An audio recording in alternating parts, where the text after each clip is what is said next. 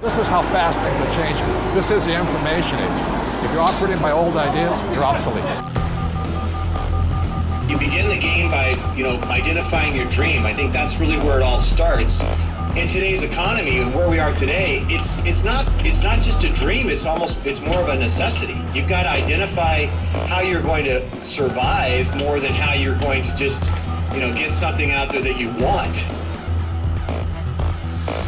Here I am in New York City, financial capital of the world, surrounded by millions of people, most of whom will spend their entire lives working hard for money, but will have very little to show for it at the end of their life. How many people are pissed off? I hate being told what to do.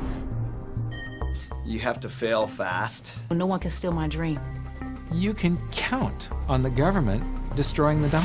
All currencies have eventually gone to zero. You cannot save your way to retirement. If it's too complex for us, what do we have to do with our money? We have to give it to them. It was pure hopelessness. It was just 100% survival. Somebody's buying it. The public isn't buying it yet, but somebody is. How bad do you want it? That's the question. It's time to acquire. An unfair advantage. What is an unfair advantage? What you're about to learn may just change your life. It's showtime, baby. Let's hit it.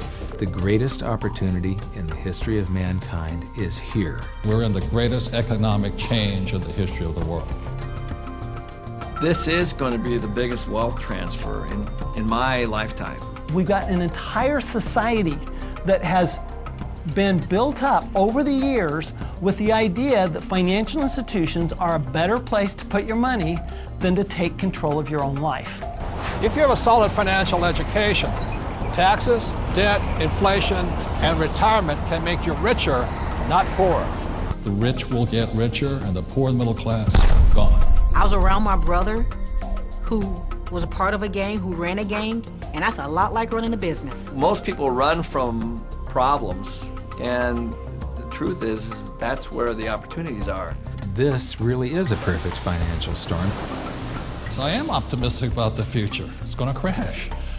The next big economic boom will not be from the internet or China or India, but will be from empowering women. A big part of success is failing so many times that you learn and learn and learn your lessons.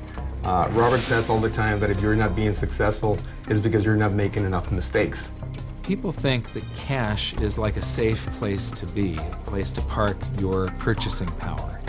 And I think cash is the worst investment that you can have. And if you follow an economist, you're in trouble. Okay, you want to have barely enough income to survive if you're lucky. Go do 401ks, go do mutual funds, be my guest. This is the best time to talk about this because people have had a shift of context with this economy. To change your financial life often involves changing your mindset. It really is where it starts, is the attitude, it's the mindset, it's the decision that you're going to, take responsibility for your own financial life. Knowledge is money. Show business. When you think about show business, you always think about the show, right? Cameras and movie stars and makeup and glamour, but you never think about the business side of it because we don't have financial education. And I didn't learn that until 20 years down the road in my career. And now, I'm not only an expert in the show part of it, but I'm becoming an expert on the business side of it. Business is about production. We can produce our way out of any problem. I was probably age 8 when I started thinking about millions. The very, very first step is you've got to select your dream, because taking control of your financial life starts with a dream. There's got to be a bigger purpose than just making money. If you don't have something that is bigger than you, a dream, a huge dream, you're gonna quit. Your friends and who you hang out with, whether you're a child or whether you're an adult, will dictate your destiny and your future. And so you have to be picky and choose your surroundings very carefully. It's creativity. It's brainstorming. It's being around like-minded people. People have so many emotions attached to money.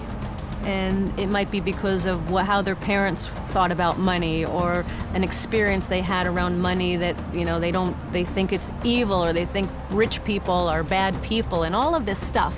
But if you just break it down, money is just a tool to be used in this world. Everybody today uses money, like it or not. The absolutely fastest way to put money in your pocket is to reduce your taxes. Gold and silver have been the safe haven asset for every second of the last 5,000 years. My real estate that we own, through depreciation wipes out most of our taxable income, It just makes so much sense to me, and it's so much easier.